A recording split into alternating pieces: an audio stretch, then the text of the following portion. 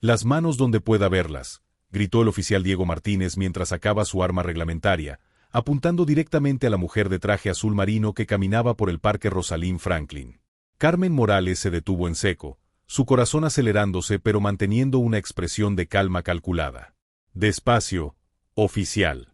¿Cuál es el problema?, preguntó con voz firme mientras levantaba las manos lentamente. Martínez, un hombre corpulento de mandíbula cuadrada y 15 años de servicio, se acercó con pasos pesados, seguido por su compañero más joven, Lucas Herrera, quien parecía incómodo con la situación. Recibimos un reporte de una persona sospechosa merodeando por este vecindario exclusivo, ladró Martínez, sus ojos escaneando despectivamente el costoso traje Armani y la bolsa Hermès de Carmen. Obviamente no perteneces aquí. ¿De dónde robaste esa ropa?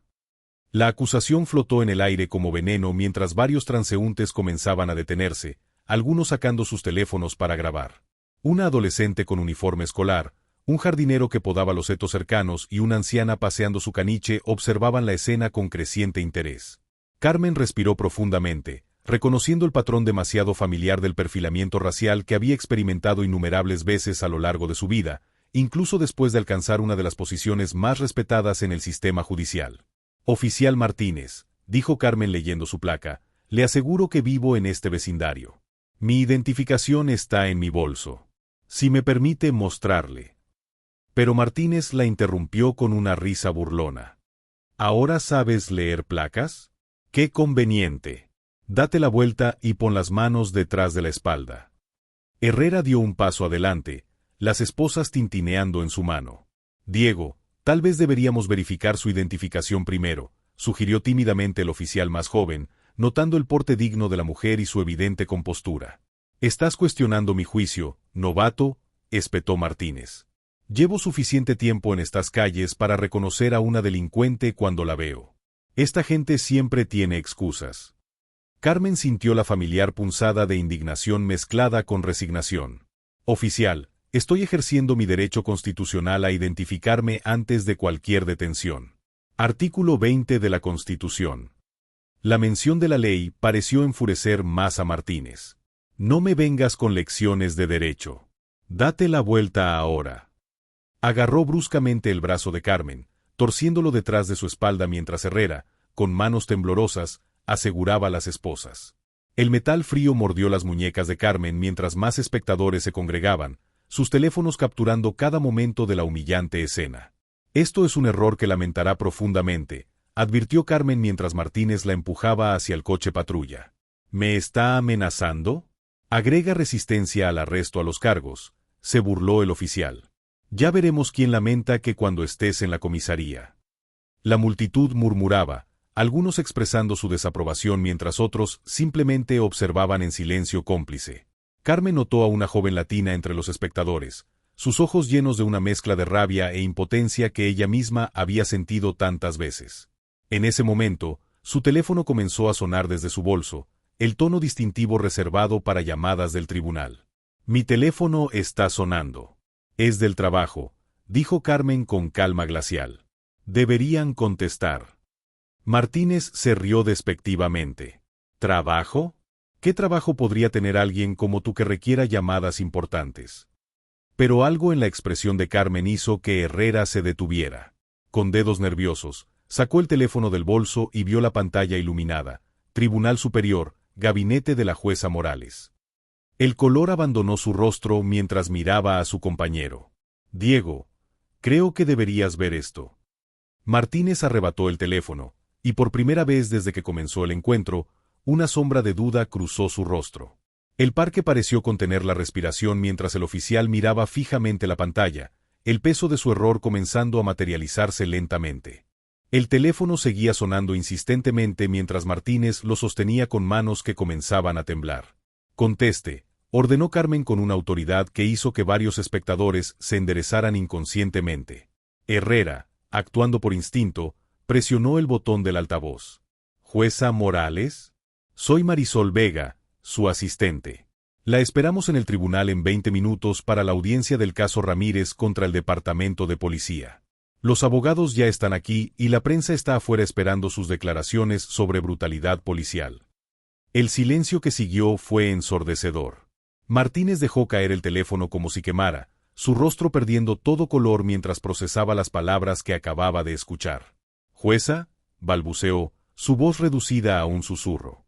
Carmen lo miró directamente a los ojos. «Jueza Carmen Morales, Tribunal Superior, Vara de Derechos Civiles y Discriminación. Especializada, irónicamente, en casos de abuso policial y perfilamiento racial». La multitud estalló en murmullos de asombro mientras más personas se acercaban, atraídas por el drama que se desarrollaba. Una mujer mayor se llevó la mano a la boca, reconociendo finalmente a Carmen de las noticias. «Es la jueza que condenó a esos oficiales corruptos el año pasado», exclamó alguien entre la multitud.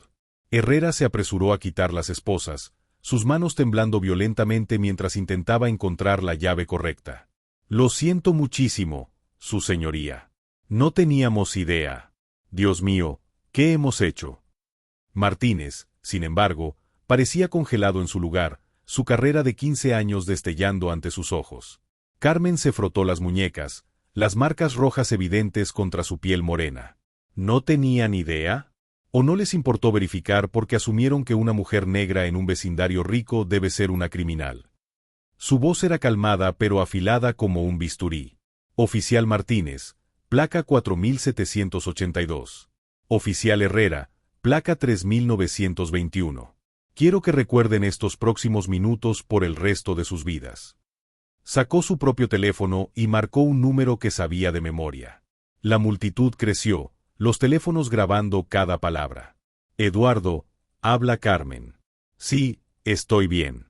Necesito que envíes una unidad de asuntos internos al Parque Rosalind Franklin inmediatamente. Tengo 2 oficiales que requieren investigación por detención ilegal, uso excesivo de fuerza y perfilamiento racial». Martínez finalmente encontró su voz. «Jueza Morales, por favor, fue un malentendido. Tengo una familia, 2 hijas en la universidad». «¿Un malentendido?». Carmen se volvió hacia él, años de frustración contenida finalmente encontrando salida. «¿Sabe cuántas veces he sido detenida por malentendidos como este? ¿Cuántas veces tuve que demostrar que pertenezco a mi propio vecindario? La diferencia es que hoy tengo el poder para hacer algo al respecto». Se dirigió a la multitud, su voz resonando con convicción. «Todos ustedes son testigos. Esto no es un incidente aislado. Es un síntoma de un problema sistémico que destruye vidas todos los días». Los aplausos comenzaron espontáneamente, creciendo hasta convertirse en una ovación.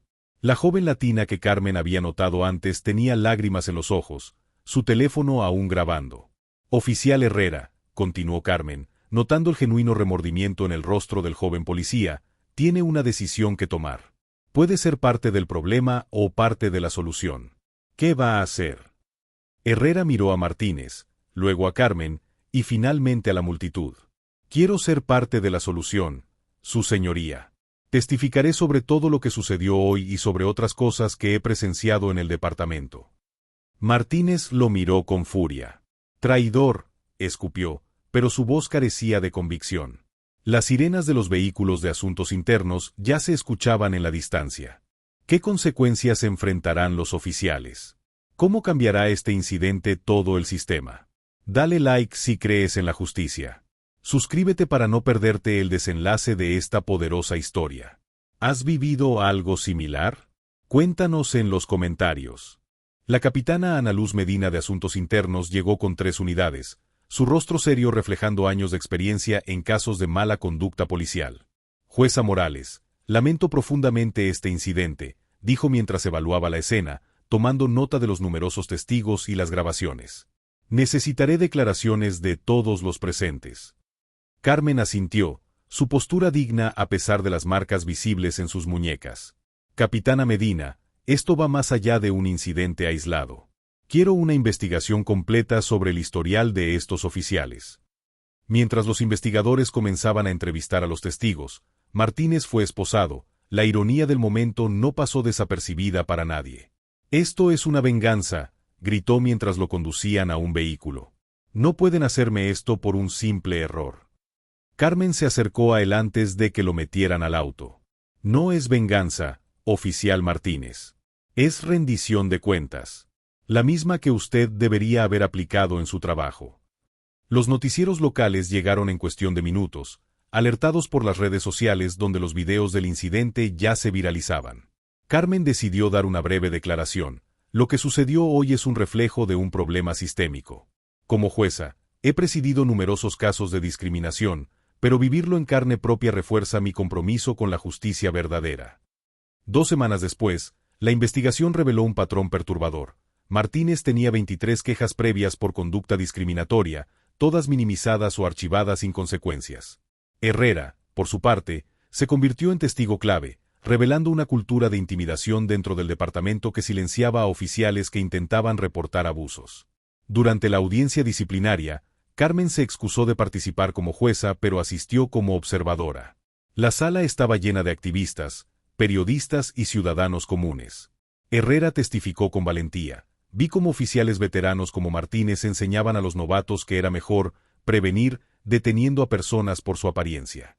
Me dijeron que era así como se mantenían seguros los buenos vecindarios. Punto.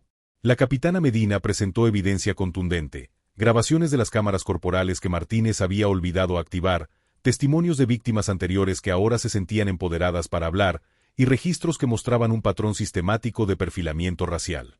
El comisionado García anunció reformas inmediatas, entrenamiento obligatorio sobre prejuicios implícitos, revisión de todos los casos archivados de quejas civiles y la creación de una unidad especial de supervisión comunitaria. El impacto se extendió más allá del departamento de policía. Carmen utilizó su experiencia para crear el programa Justicia en la Comunidad, asociándose con organizaciones locales para educar a los ciudadanos sobre sus derechos. Las escuelas comenzaron a invitarla para hablar sobre justicia racial y el poder de la perseverancia. En una de estas charlas, un estudiante le preguntó cómo mantuvo la calma cuando la estaban humillando. Carmen respondió, la calma no significa ausencia de rabia. Significa canalizar esa rabia hacia un cambio constructivo. Ese día, decidí que mi humillación se convertiría en un catalizador para la transformación. Los medios nacionales recogieron la historia, provocando un debate nacional sobre la reforma policial. Otros departamentos comenzaron a revisar sus propias prácticas, temiendo escándalos similares.